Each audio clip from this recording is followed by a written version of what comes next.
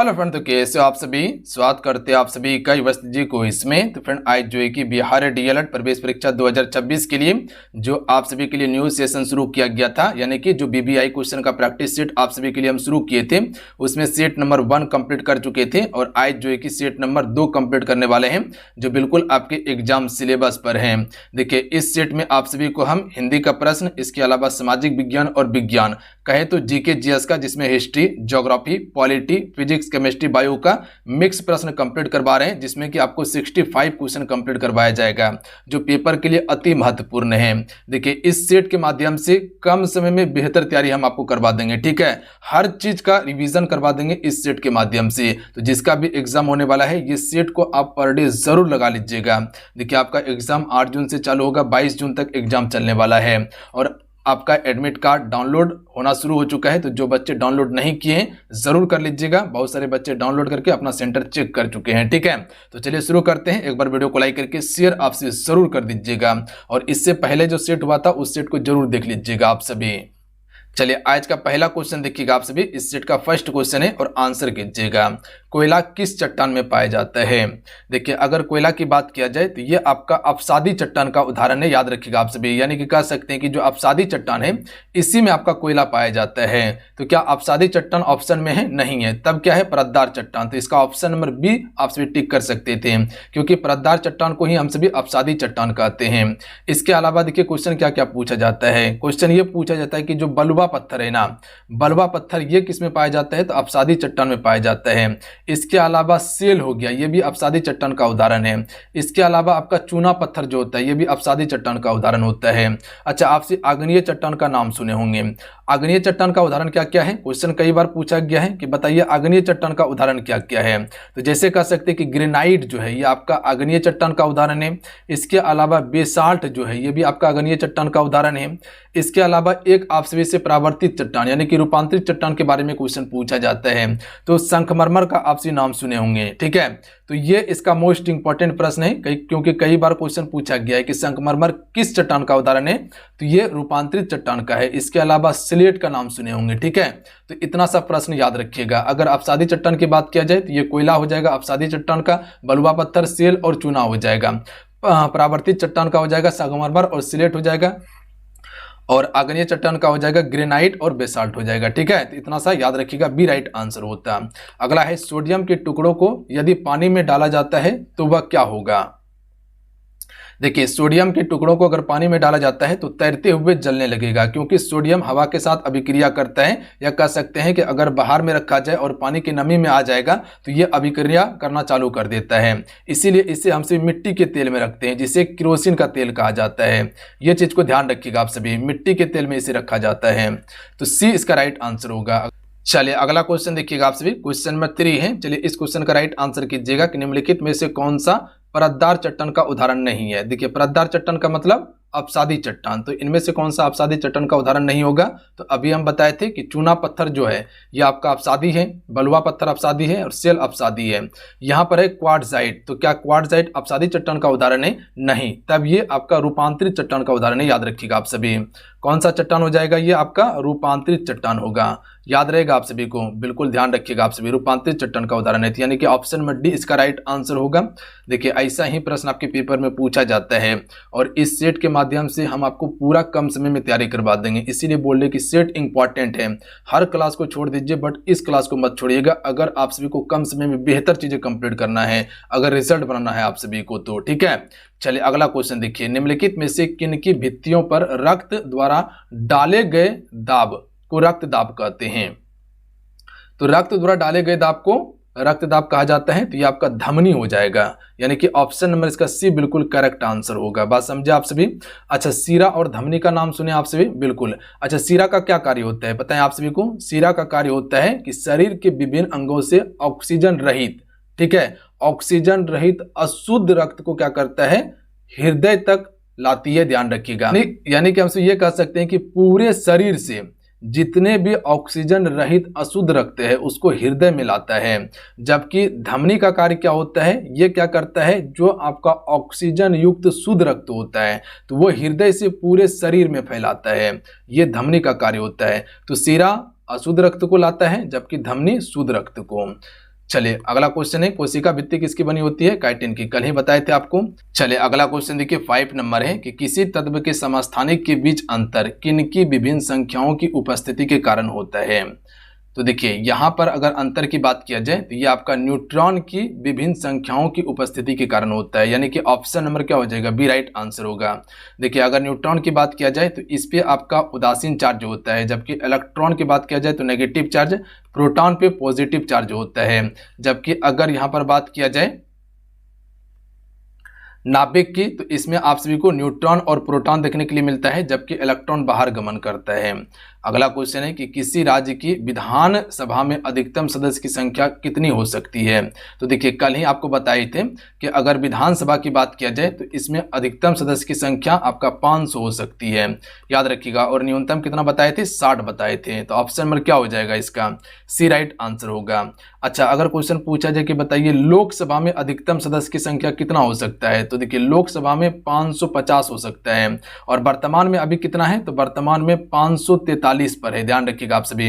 यानी कि वर्तमान में 543 सीट के लिए चुनाव होता है, अधिकतम 550 हो सकता है। अगर वहीं राज्यसभा की बात किया जाए कि बताइए राज्यसभा में अधिकतम सदस्य की संख्या कितना हो सकता है? तो राज्यसभा में आपका 250 हो सकता है, और वर्तमान में कितना है? तो 245 है, ध्यान रखिएगा।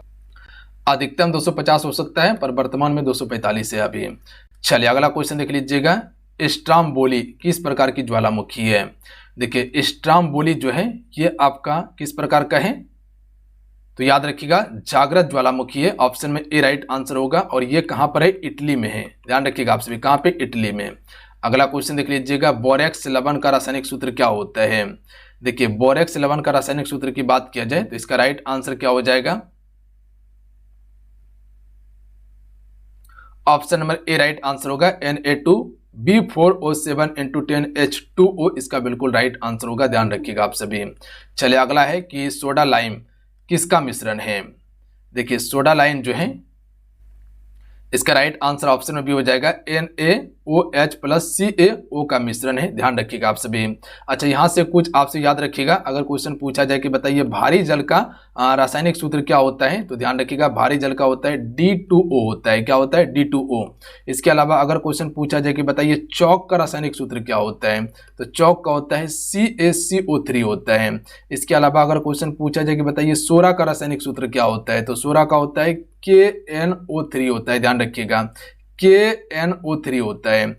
अगर इसके अलावा अगर क्वेश्चन पूछा जाए कि बताइए नौसादर का रासायनिक सूत्र क्या होता है? तो नौसादर का आपको याद रखना है, क्या होता है?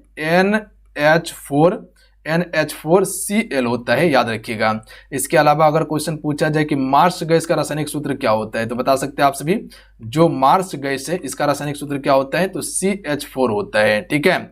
सिरका का क्या होता है रासायनिक सूत्र? सिरका का बता सकते हैं, तो इसका होता है CH3COOH होता है। तो इतना सा आपसे रासायनिक सूत्र के बारे में याद रखिएगा आप सभी। जार्विक सेवन क्या है? तो जार्विक सेवन एक कृत्रिम हृदय है, याद रखिएगा।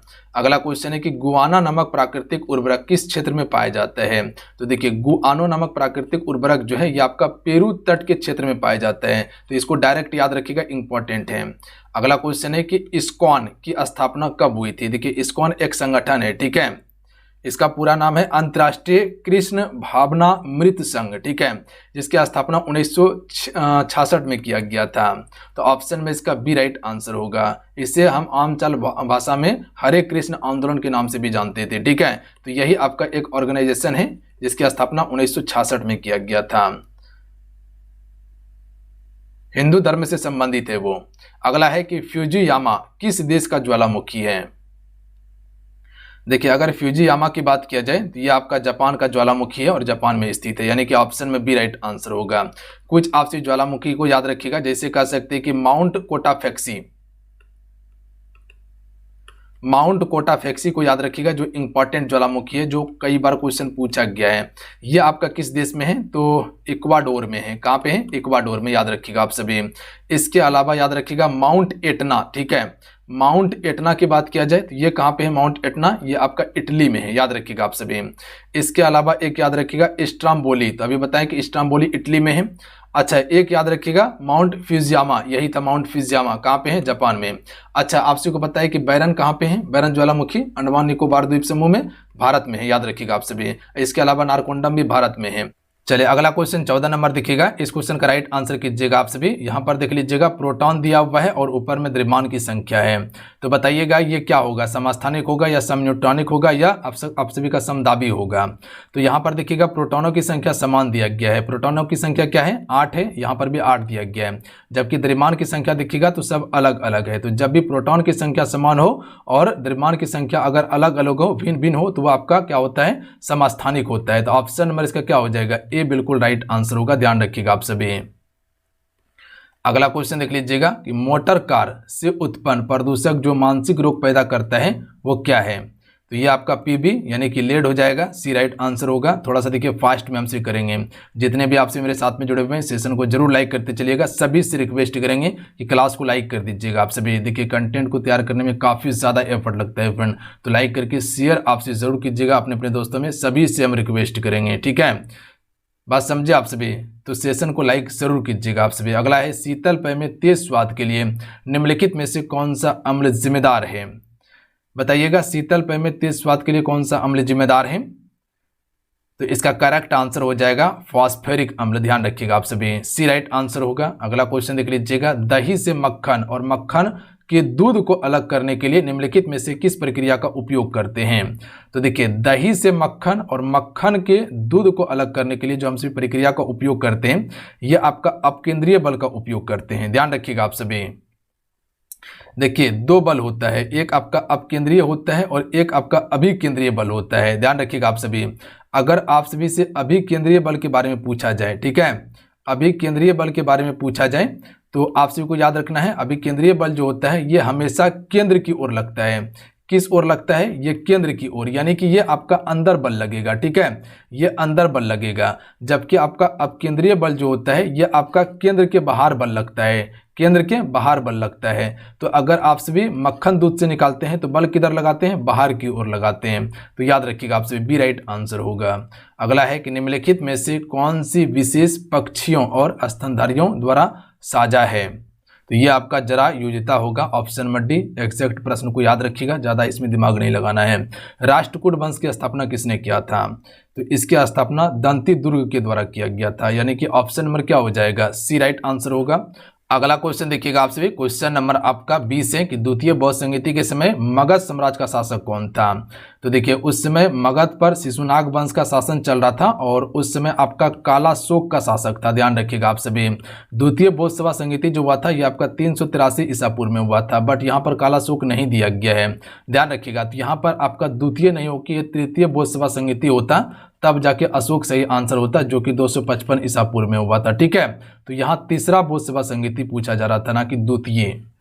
द्वितीय याद रखिएगा कलाशोक के समय में हुआ था। अगला क्वेश्चन है कि राज्य विधानसभा के सदन की बैठक के लिए गणपूर्ति है।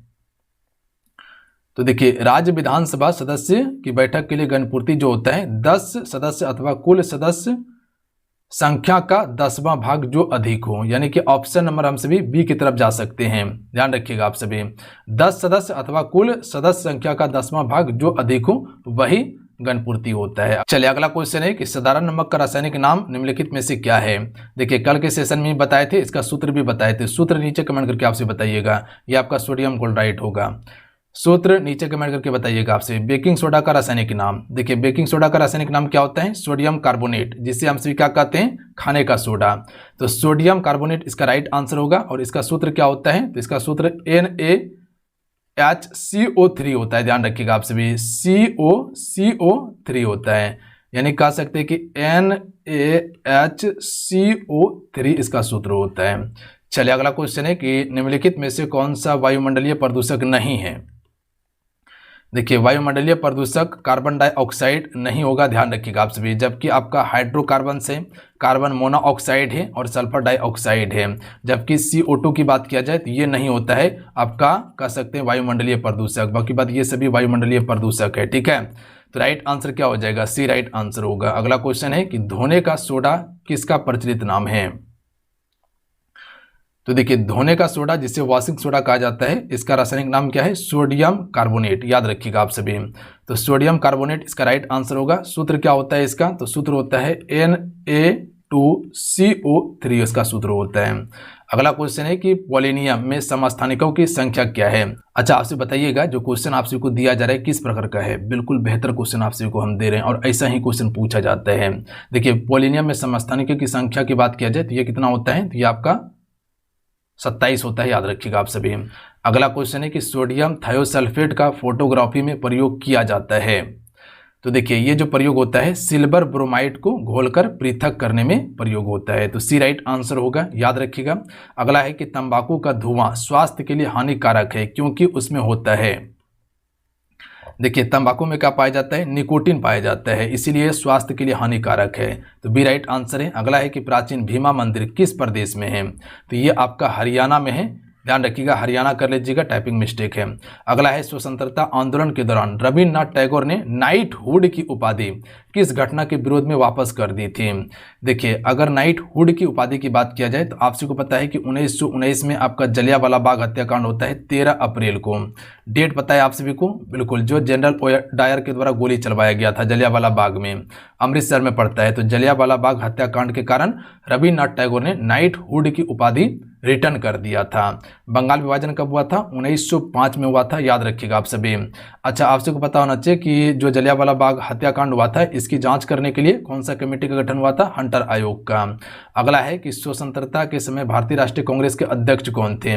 देखिए भारत कब आजाद हुआ था, 1947 में हुआ था। ठीक है, तो उस समय आपका जेबी कृपलानी इसका राइट आंसर होगा, अध्यक्ष था। देखिए कांग्रेस की स्थापना कब हुआ था, 1885 ईस्वी में ए.ओ. ह्यूम के द्वारा किया गया था। पहला अध्यक्ष कौन बना था, तो व्योमेश चंद्र बनर्जी बना था। पहला अंग्रेज अध्यक्ष कौन था, जॉर्ज यूले। अगला है चंद्रमा पर क्या नहीं होने के कारण वहां किसी प्रकार का जीवन नहीं है। तो देखिए चंद्रमा पर ऑक्सीजन पाया जाता है, जो कि कह सकते हैं ऑक्सीजन हो गया, नाइट्रोजन हो गया, गंधक हो गया, ये गैस के रूप में मिलता है, जबकि यहाँ पर जल नहीं है। कहाँ पे, चंद्रमा पर, इसी कारण से वहाँ जीवन संभव नहीं है। अगला है कि निम्नलिखित में से भारतीय शिक्षा का मैग्ना कार्टा किसे कहा जाता है। तो बिल्कुल आसान प्रश्न है, आंसर कीजिएगा। थोड़ा सा फास्ट में हमसे करेंगे क्योंकि समय बर्बाद नहीं करना है। वुड्स डिस्पेच को कहा जाता है, ऑलरेडी ज़्यादा समय हो चुका है। अगला है कि भूटान के साथ भारत के किस राज्य की सीमा सबसे ज़्यादा लंबी है। देखिए अगर भूटान की बात किया जाए तो यहाँ पर सिक्किम है और ऐसे जाइएगा उसके बाद अरुणाचल प्रदेश है और ये आपका भूटान है। तो सबसे ज़्यादा लंबा सीमा जो देखिएगा ये आपका असम के साथ है, यानी कि ऑप्शन में इसका ए राइट आंसर होगा। चलिए अगला क्वेश्चन देख लीजिएगा, विश्व मौसम दिवस कब मनाया जाता है।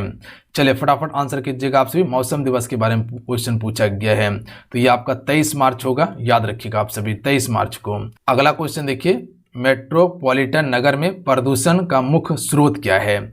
जो मेट्रोपॉलिटन नगर होता है इसमें प्रदूषण जो होता है इसका मुख्य स्रोत क्या हो सकता है। तो याद रखिएगा स्वचालित वाहन जो होता है, जो गाड़ी जो आपसे देखते हैं जो चलता है, इसी से सबसे ज़्यादा प्रदूषण होता है जो आपका बड़ा बड़ा शहर है। अगला क्वेश्चन है कि NaOH सूत्र वाले रासायनिक यौगिक का समान नाम क्या है।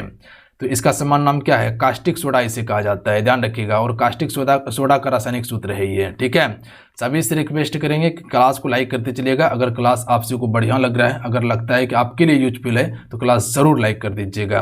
परिसंचरण तंत्र में रक्त के थक्के की स्थिति का पता लगाने के लिए किस समस्थानिक का प्रयोग करते हैं। तो देखिए परिसंचरण तंत्र में रक्त का थक्का का पता लगाने के लिए हम सभी समस्थानिक जो प्रयोग करते हैं आपका सोडियम 24 का उपयोग करते हैं। याद रखिएगा आप सभी। ठीक है, सोडियम 24 का उपयोग करते हैं। अगला है कि विधानसभा में सदस्य का निर्वाचन किसकी देखरेख में होता है। तो ये आपका होता है निर्वाचन आयोग की देखरेख में। अच्छा, निर्वाचन आयोग के बारे में कल ही बताए थे, किस अनुच्छेद में इसका उल्लेख था, अनुच्छेद 324 से लेके 329 तक था, बताए थे आप सभी को। बिल्कुल, अच्छा आपको बताए थे निर्वाचन आयोग की स्थापना कब हुआ था, 1951 में। निर्वाचन आयोग का कार्य क्या होता है, चुनाव कराना, और बाकी बात वोटर लिस्ट जो जारी करता है वो आपका निर्वाचन आयोग ही करता है। आचार संहिता निर्वाचन आयोग ही लगाता है। आइसोटोन होते हैं, बता सकते हैं कि आइसोटोन क्या होते हैं। देखिए आइसोटोन में क्या होता है कि न्यूट्रॉन की संख्या समान होता है, लेकिन प्रोटॉन, जिसे हम सभी कह सकते हैं परमाणु क्रमांक कहते हैं। तो न्यूट्रॉन की संख्या और द्रव्यमान की संख्या अलग अलग होती है। तो इसे हमसे किस नाम से जानेंगे? तो इसे हम सभी समान संख्या वाले न्यूट्रॉन कहते हैं, क्योंकि इसमें संख्या न्यूट्रॉन का समान होता है, जबकि प्रोटॉन और द्रव्यमान संख्या अलग अलग हो जाता है इसमें। अगला क्वेश्चन देख लीजिएगा कि जैव रासायनिक यौगिक का उपयोग निम्नलिखित में से किस रूप में किया जाता है? तो ये आपका त्वचा उपचार के रूप में, खाद्य संरक्षक के रूप में, खान पान के तेल के रूप में, यानी कि ये सभी के रूप में होता है। डी राइट आंसर होगा। कपड़े साफ करने के लिए ड्राई क्लीनिंग का उपयोग करती है। तो देखिए, कपड़ा साफ करने के लिए ड्राई क्लीनिंग के रूप में जो हमसे उपयोग करते हैं, ये किसका करते हैं? विलायक या अपशोषक का करते हैं, ध्यान रखिएगा आप सभी।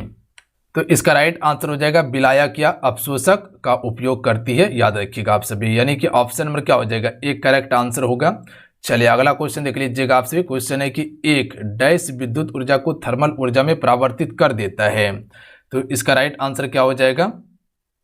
तो जो टोस्टर होता है ना, ये आपका क्या करता है? विद्युत ऊर्जा को थर्मल ऊर्जा में परिवर्तित करता है। कौन? टोस्टर। जैसे कह सकते हैं कि रासायनिक ऊर्जा को विद्युत ऊर्जा में कन्वर्ट कौन करता है? बताएं आप सभी को। जो आप सभी का विद्युत सेल होता है, जिसे हम सिर्फ बैटरी कहते हैं, ये रासायनिक ऊर्जा को विद्युत ऊर्जा में कन्वर्ट कर देता है। अगला क्वेश्चन है कि भारतीय आत्मा के नाम से किसे जाना जाता है?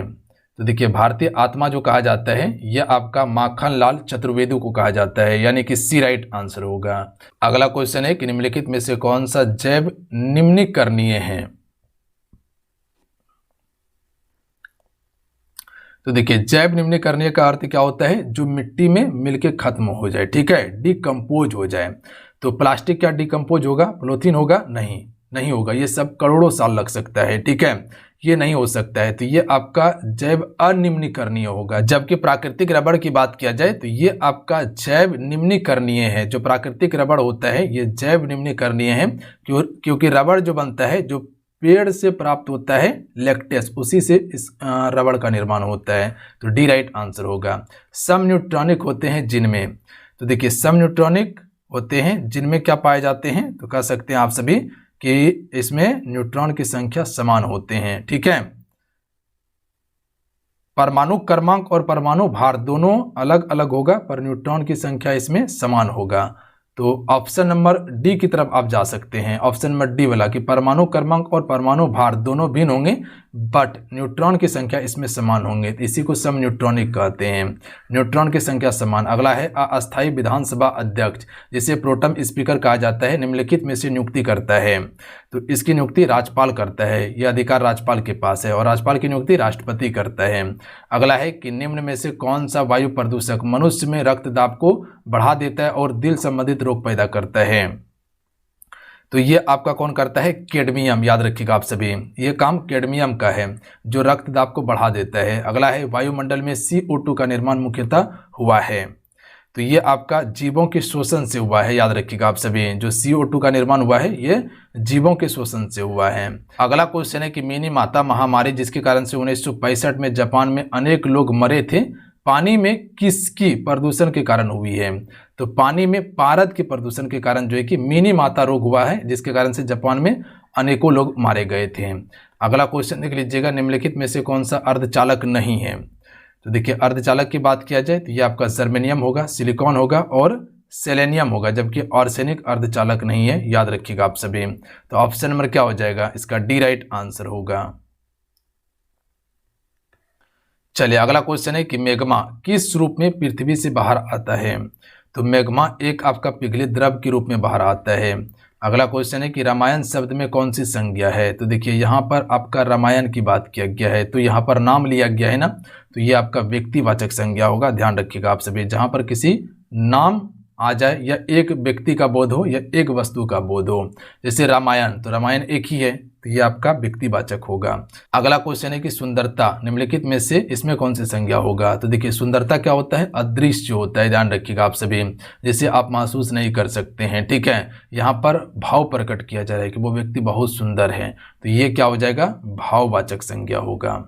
जातिवाचक में पूरा जाति समूह का बोध होता है, समूहवाचक में जहाँ पर समूह हो, जैसा मेला हो गया, बाराती हो गया, ठीक है। अगला क्वेश्चन है कि सर्वनाम के निम्नलिखित में से कुल कितने भेद हैं? तो सर्वनाम के 6 भेद होते हैं। कौन कौन सा? पुरुषवाचक, निश्चयवाचक, अनिश्चयवाचक, प्रश्नवाचक, संबंधवाचक और निजवाचक सर्वनाम होते हैं।